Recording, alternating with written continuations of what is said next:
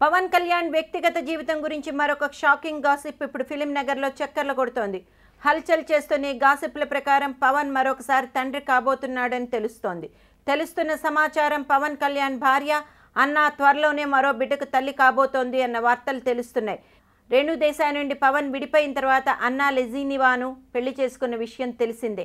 అప్పట్లో ఆ వార్త సంచలనంగా మారింది. తర్వాత వీరిద్దరికీ కలిగిన కుమార్తెకు పొలేనా పవన్ అని పేరు పెట్టారు. ఆ మధ్యకాలంలో అన్న రామ్ చరణ్ చేత తన కుమార్తెకు రాఖీ పండుగ రోజున రాఖీ కూడా కట్టించింది. దీనికి తోడు అన్నాని ఈ మధ్య పవన్ తనతో అమెరికా కూడా తీసుకెళ్లిన సందర్భం తెలిసిందే.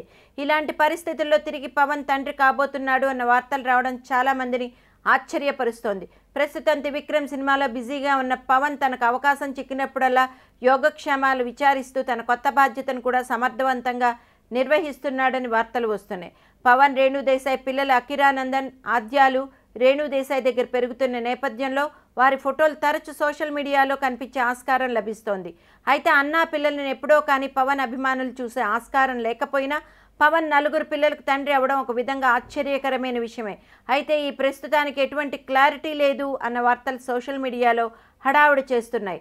షాకింగ్, పవన్కు పుట్టకపోతున్న మరొక వారసుడు అని ఇండస్ట్రీలో ఒక వార్త హల్చల్ చేస్తోంది.